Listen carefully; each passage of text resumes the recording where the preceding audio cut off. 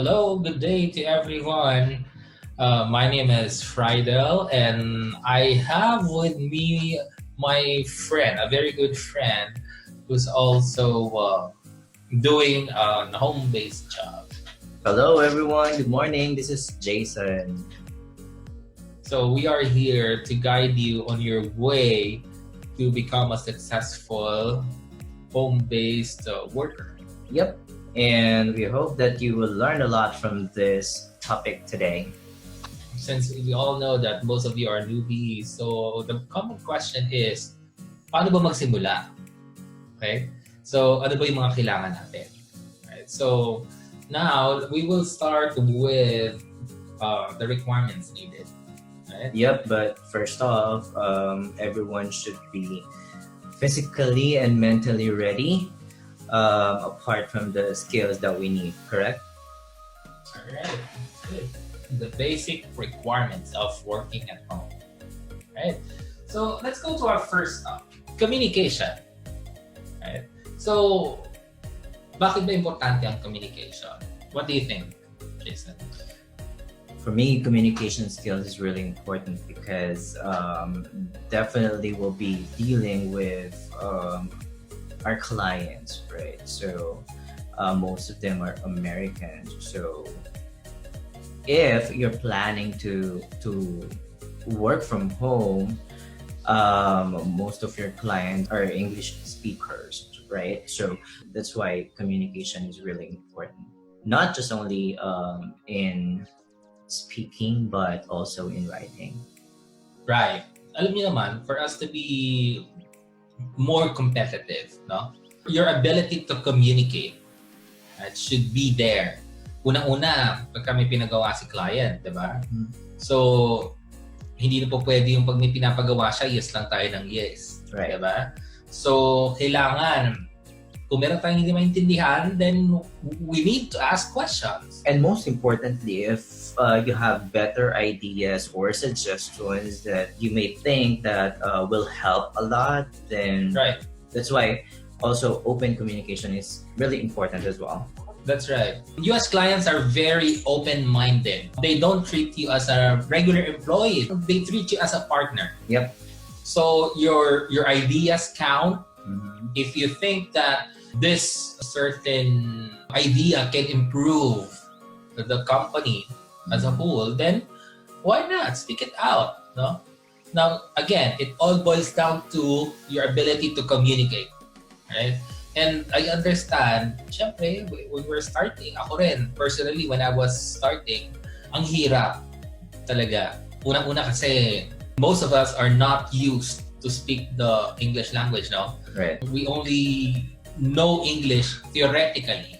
Mhm. Okay? Kasi we study it in school, pero yung sabihin mong i-exercise mo siya every day, Mhm. hindi eh. Kasi you will only learn how to speak good English if you do it every day. Like, I mean, if you think English, you speak English. Once you practice it, then that's where you're gonna learn it, no? Hindi puro aral-aral lang, ganito, na puro very technical na adverbs, noun, o ganyan-ganyan. Right. I actually remember when I was just starting. Before, I'm not that good when it comes to accent. I can do conversational English, but when it comes to accent, you will learn that along the way Right. and through experience as well. Totoo yan. I remember when I was at my early age as a call center agent, grabe pagka nawala sa script yung tinanong ni customer. No, wala yung thoughts, right? Parang, oh my God. Oh, ano sasabihin ko? It even came to a point that I have to mute the customer and would have to ask yung katabi ko, my seatmate. And so tanongin ko, uy, paano ba English yun to? Correct. But you know, what I've learned from that is kung hindi mo ipapractice, you will not learn. If you're not gonna try, then walang mangyayari. You will not be confident. You will not be more confident if you do it without practice. That's right. And learning English is a continuous learning process, no? Hindi naman porket kami to talk about English is we've already perfected the language. Hindi, di ba? Yeah, sometimes I notice myself that I'm having some grammatical error or having subject verb agreement errors or the pronunciation is not that right. So Right. something like that. And in addition to that, since you're directly communicating to mostly US clients, guys, wala silang pakialam sa grammar. Right. Sometimes most Filipinos are being Critical. yes. That's the word for it. That's why sometimes we Filipinos are having low confidence when we're talking with kapwa Pinoy. Because Oo. sometimes they're you're right, being more critic. Oh, that's true. Kala mo naman kung sino kakagaling, right? Oh. That's right. But based on my experience, as long as you're able to express yourself, you Right. make your clients understand what you want to say, Mhm. then that's fine, right? Mhm. Matutuwa pa yung client mo kasi, di ba, your client would really see that you're You're really, trying your best, right? right? You're exerting effort Correct. to be, to communicate. And, that's the number one rule in home-based work, especially the clients doesn't see us real time. No? Mhm. Unlike, working in a office-based Mhm. setup, na maybe supervisor ka, that someone can see what you're doing. So another important point for working at home is you need to always communicate with your clients. You always make sure that you let them know what you're planning to do for the day. At the same time, In short, you have to be proactive. right? Mm. So you have to make them feel that it's as if like you're there with them. Mhm. Okay? So yun. Especially it would save you time. Especially if you have tasks that they would ask you to do for them. So, kasi medyo malabo, hindi mo masyadong maintindihan, no? Kaysa magsayang ka ng oras na gawin yun at mahirapan ka ng mahirapan, di ba? Why don't you ask, di ba? Because it would save you time and the finished product would be good, di ba? You would be able to deliver what is expected. Let me just quickly browse into the means of communications that we usually use sa mga clients natin on a home-based setup. Okay? So first off is Skype. alright. Skype is very common, I'm sure. Hindi lang sa home-based work. Okay? I'm sure you have a family member that you communicate using Skype. Mhm. Zoom. Alright. Zoom is actually one of the newest applications that we use. No? It allows us to share the screen, to record. So that's why I'm not yet familiar with Zoom, Right. because as you've said, it's the newest. Right. So help me understand and help us understand how Zoom works. Zoom works, parang Skype din siya, kasi Mhm. nga lang, the host has the capability to control. Kasi pag Skype kasi, di ba, if you're in a group call, Mhm. pagka merong hindi naka-mute na isa, parang sobrang distracted. Di ba? Oh, I see. Unlike sa Zoom, as a host, you have the control. For example, may isang hindi mute, di ba? Mhm. Naririnig mo yung usapan nila. Right? Pag-usapan nila yung kapitbahay nila, ganyan. Mhm. So, you have the capability to mute everyone Oh. para tahimik, okay? In addition to that, it can be recorded, right? Mhm. Including yung screen sharing mo, di ba? At the same time, yung voice niya na with discussion with the participants, okay? It has the capability to do chat as well. So, technically, all the things that you need in order for you to train people are here. That's why sobrang nag-gain siya ng popularity nowadays, especially to a home-based setup. Really? Yeah, and it's for free. I'm really excited to try Zoom. But I think you have to pay for it if you want to have longer hours. Slack. Alright? Dati akala ko Slack is something complicated. Di pala hindi. Mhm. Para lang din siyang Skype. And it's also like Facebook Messenger, Right. Parang Facebook. wherein you can create a group. You can create your own group, right? Of course, Gmail. Who's not familiar with Gmail? Right? Viber, and some clients would prefer Viber. Yep. Okay? I'm sure you know Viber. Parang Skype din yan. Google Hangouts. parang Skype din. Mhm. Yeah. Airtable, I'm sure most of you are not familiar with this. Airtable is also a new tool in which kunyari si client would like to ask you to do something. Dito makikita lahat ng task list mo. And then once kinlik mo yung task list mo, lalabas dun yung communications with the client. Parang comments, kumbaga sa Facebook.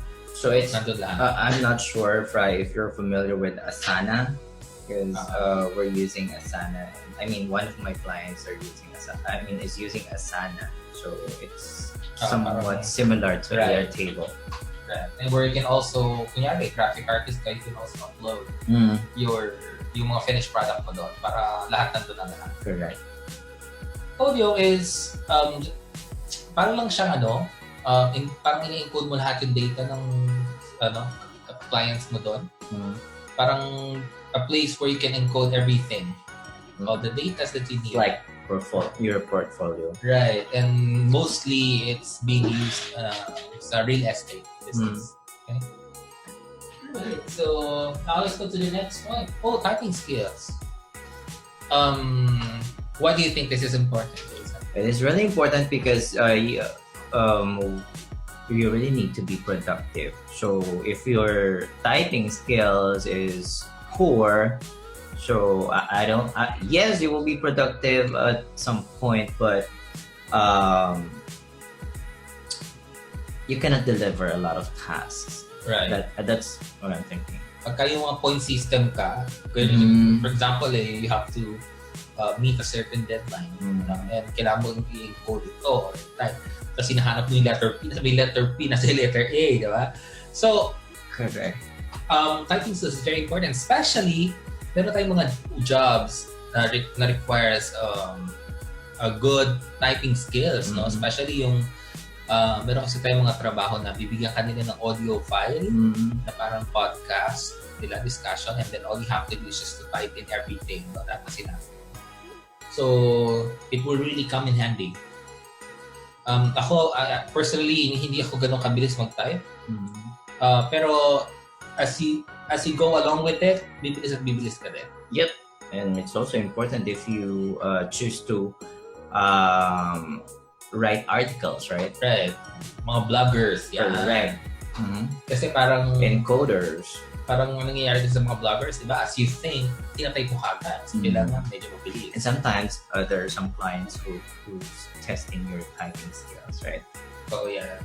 And of course, we have tools that can help us out. No, there are a lot of typing tests, exercises online. Yep. And just to show you some, ayan, okay. So we have the typingtest.com. No, it will ask you to type a certain article and then ita-timer ang kanila, and we'll be able to determine yung iyong words per minute, right? Your correct words, wrong versus wrong words. And this is a good thing really to improve your skill. Yep, I used that before. Ako din.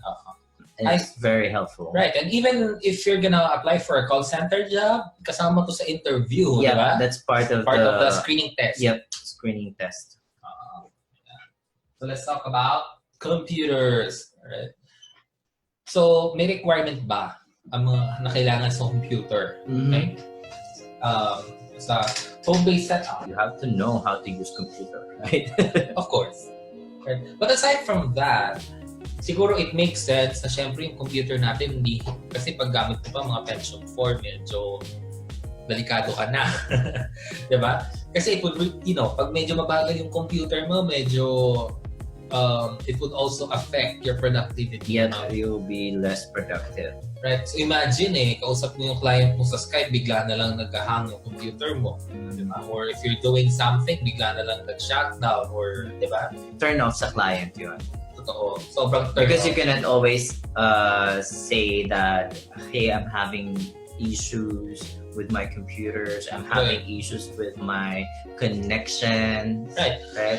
And number one thing kung bakit sila kumukuha ng mga taong gusto magtrabaho sa atin, tayo mga freelancers, no? We call ourselves, is for them to have less expenses. Because imagine, kung kukuha sila ng tao, syempre expense, bukod dun sa bayad nila sa tao, they would also have to provide the Office.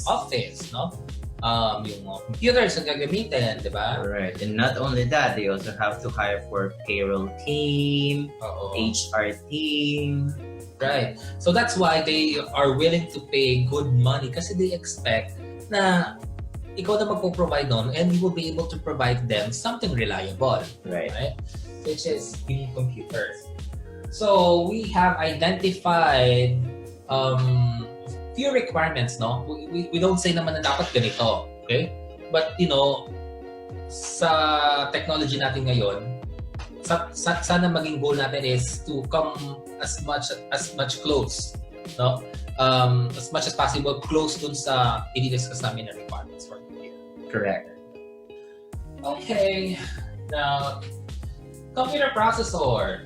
Alright. So I'm sure some of you or some of you are not familiar with Intel. By the way, if you have any questions, so just feel free to write it down and simply write it on the comment section, and we'll be more than happy to address it. Okay? Because we understand na medyo technical ito, and expected namin ng mga tanong, and questions are good. Yep. Don't hesitate to send us your question. Right. So, computer processor, ito yung nagpa-process, no? Intel i3. Kasi kung dati nung high school days, mga pensium, ano? Pero this time, more on i3 na tayo, i5, i7. So, minimum of i3, 4th generation. Okay? So are you saying that if I am using third or second generation of computer, I'm not, competent to do work from home? Hindi naman. Di ba kaya, honestly, when I'm starting to do home base, meron ako i5 pero second generation lang. No? Okay. Binili ko yung laptop ko like 2013. Mm-hmm. So ngayon kasi, nasa 8th generation na tayo. So which one is most important? The generation? Is it the generation or is it the processor? In your own opinion or based on what you know? Kasi when you say generation, first generation, second, syempre, yung mga pagkakato kasi first generation, second generation, the process, minsan nag-overheat eh. Kasi pag ang computer nag-overheat, it would shut down. No? Mm-hmm. So, kaya tayo yung mga generation of 4th, 5th, I guess they try to incorporate something para hindi ma-prevent yung mga ganong errors. So it's more improved. Right. So, though dual core, actually pwede pa rin, may mga friends pa rin ako gumagamit ng dual core, no? It's just that some companies or some agencies do require a minimum of 4th generation Intel i3 processor.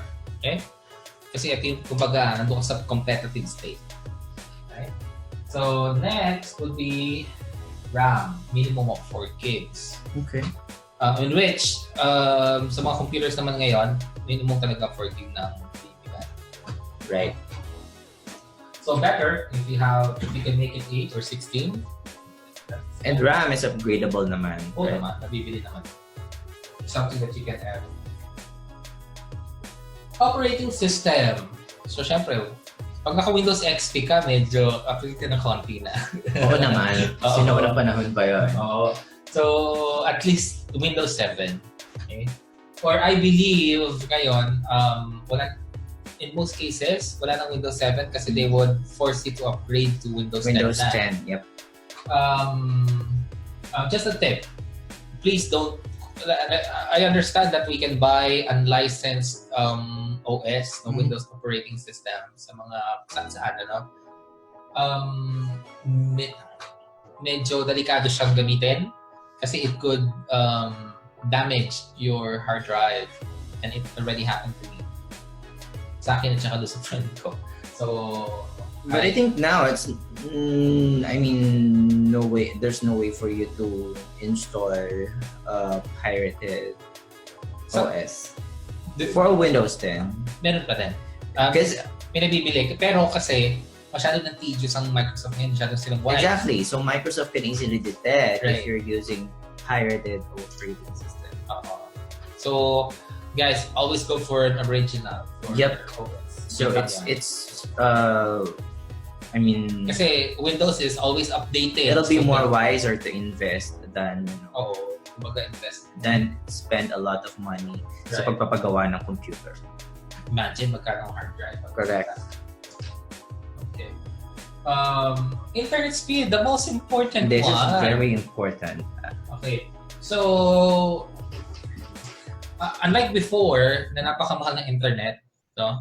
Buti nga medyo naging affordable na internet natin ngayon sa Pilipinas. So, you need to have at least 3 Mbps plan, or kung mas mataas pa, edi mas maganda, no? If you have fiber. Now, we encourage you not to use packet Wi-Fi, because I understand pagka yung mga packet Wi-Fi, pagka nasa LTE area ka, sobrang bilis talaga. Mhm. Diba? Pero pagka mga Wi-Fi kasi na ganyan, hindi siya stable. Okay? So may mga pagkakataon na kumulimlim lang ng konti, mawala internet mo. Okay? So as much as possible, let's go for DSL or fiber connection. Ayan. Tapos, siguro yung Wi-Fi, packet Wi-Fi, or your mobile hotspots sa cellphone mo, you can use that as a backup. So, just in case lang. Okay? So, next up would be Jason. Headset. So, noise cancelling headset is, very, very important. Especially if you're taking in calls, or if you're talking to your clients most of the time, because hindi pwedeng naririnig nila yung tahol ng aso sa kapitbahay, and also other background noises. Like- so it's a no-no for them. Correct. Kamukha ngayon, malakas ang ulan, di ba? Right. Dito sa amin, pag malakas ang ulan, medyo maingay ang yero. Mm. So, of course, you don't want your clients to hear that. Mm. Especially if you are taking in calls for your clients, no? Maririnig yung mga customers niya. Pagkatapos sila ba? Parang anong nangyayari sa background. Right. So I would suggest, I would like to encourage everyone to invest sa magandang headset, and make sure that pipiliin niyo yung noise cancelling. Right. There's a lot of affordable yet effective headsets in the market. Like one of the cheapest one that I saw, Logitech. Logitech, yeah. Logitech, but if you're on a higher end na, yung Plantronics, Yep. So, try Plantronics, Jabra, yeah. GN2000. Right. But we're not being paid for. I mean, we're not being paid ng mga brand na yan. But based on our experience, they are Really good. Yep, really good when it comes to performance. Okay, next is webcam. Bakit importante yung webcam? Because sometimes clients prefer to See you. have your webcam on while having a meeting, or when he wants to discuss something to you. Right. And also, just for them to make sure that you're focused on what they are saying and you're not doing anything. And you're a real person, not a robot. Okay. So may ano tayo, I remember nung diniscuss ko to kasi during our lunch, merong nagtanong, paano yung pwede na ba yung webcam ng laptop? Mm. Yes. For me, yes. Because based on my experience, because my client is not really picky when it comes Right. to webcam, so it's Oo. fine with her. Actually, if you have an older laptop, ang problema kasi is the lighting. Now, if you have good lighting, then yung laptop, sige, I think that would work, no? Mm. But kung medyo pangit ang lighting, kasi yung camera ng laptop, yung aperture nila na tinatawag, that's their ability para makuha para makapag-light ng image, no? Medyo hindi ganun kaganda. Okay? So, kung sa tingin mo medyo madilim doon sa lugar mo, i-check mo muna yung laptop mo, buksan mo yung pag sa tingin mo medyo maitim yung itsura mo doon at hindi ka parang anino ka na lang, Yep. And then, you can also modify the settings naman Right. of your camera. pero kung hindi makuha, and then you can buy a external camera. External camera. CDR There's a lot of key. possible solutions for that naman. CDR King cameras are good na. Diba? So, there's really a lot of options that you can work on. Okay. So now let's discuss about the commonly used software and other tools for working at home. MS Office, Microsoft Office. This is very useful, no? And I'm sure that everyone's familiar with Microsoft Office. Excel lalos. Google Drive, it's like a cloud storage. Mm-hmm. Google Sheets. Parang Excel din yan. Yep, it's like Excel, but for me, I'm much comfortable using Excel than Google Sheets. But let's say, for example, your Excel is not working fine, you can also use Google Sheets as alternative. So, bakit Google Sheet? Actually, some clients do prefer Google Sheets. Why? Because once they saved it sa Dropbox or sa Google Drive nila, once you edit it, automatic yun mag-update din sa edit nila. Correct. Unlike Excel that you have to download and then upload the updated file. Attach, you need to open the attachment and the like. Yeah. Okay, Dropbox is also somehow the same as Google Drive. Audio, we already know about audio, we discussed that. Next, Eva, this is just a calling software wherein you will be given a US phone number. So, people from the US can call you, right? Kasi magkakaroon ka ng local phone number, and then you can also call out. Okay? Live agent, actually depende na to sa client, kung customer service, di ba? Mm-hmm. But live agent is more on answering emails. Okay, it para siyang Microsoft Outlook. CallRail is a tracking tool for calls. Reply Manager parang live agent din siya. Okay, now let's talk about payroll. Ako, napaka-importante This ito. is a very, very interesting topic. Hindi pa din trabaho ng trabaho, kailangan din natin ng pera. Di ba? Correct. Okay. So, the question is, di ba, since nasa US sila, no? How do we get paid? Okay? So, we have different ways, no? Our clients have different ways to get us paid, no? The most common thing that they use is parang PayPal. alright. I'm sure familiar kayo sa PayPal. Right? Mm-hmm. Ito medyo bago. Payoneer. Okay, Payoneer works like PayPal. Mm-hmm. Right? It's pretty new in the market. But I heard that the conversion rate sa Payoneer is much higher compared to PayPal. Really? Right. Mm. Interesting. So, medyo mas mataas ang palitan niya. Zoom. Okay, we have that here in the Philippines, no? Parang Western Union, parang Yeah. money transfer service. Parang pera padala, counterpart. Yeah. Another thing is bank transfer. Mm. Yan. Ako, I personally, I get paid. Me too. Through bank transfer. Yeah, it's much faster Right. and easy transaction. Kaso nga lang ito, unlike sa mga companies that they would, they would provide the payroll accounts, no? In most cases, personal accounts mong ginagamit. Right. Personal account. Okay, next up, Western Union, I'm sure familiar. Globe GCash, Jason? That's your favorite, right? Yeah. Actually, my PayPal is linked by Globe GCash, and which I find very useful because you don't have to bring money with you, no? Yep. So, cellphone lang. It's like you're handing a credit card, but no plastic. Right. So, cellphone lang, Mm-hmm. and you can buy anything. Before anything else, how we're going to look for a job. There are a lot of online platforms that we can apply, online. At napakarami ding skill set na dapat matutunan. Okay?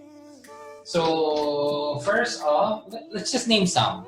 The most popular one, I think you've heard of this. This is formerly known as Odesk. Yep. Ngayon, pang sa kanya is Upwork. Are you familiar with Upwork, Jason? No. Upwork is a freelance platform wherein you have to create your own profile. Tapos, So you are saying that it's previous Odesk? yeah, that is yung Their Odesk. name is okay. So you have to create your profile, and then yung mga clients sa US, they would just go to Upwork website, and then they would just type in kung anong skill ang kailangan nila for their business. And then, kung yung profile, for example, they need a graphic artist. Nasa profile mo, graphic artist ka.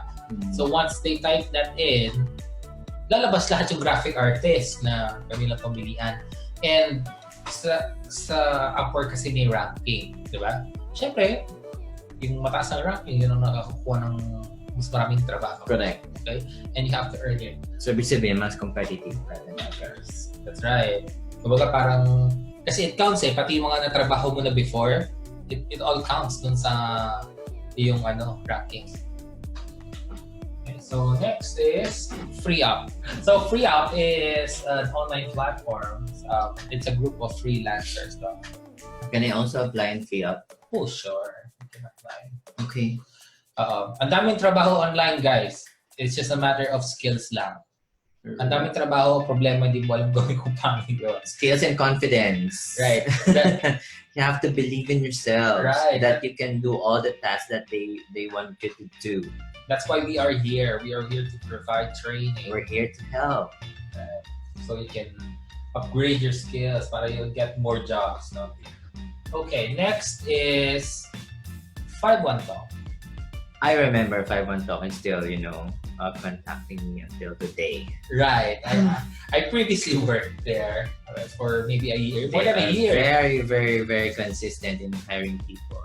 Right. In So, searching for people. correct. Actually, they pay good money, no?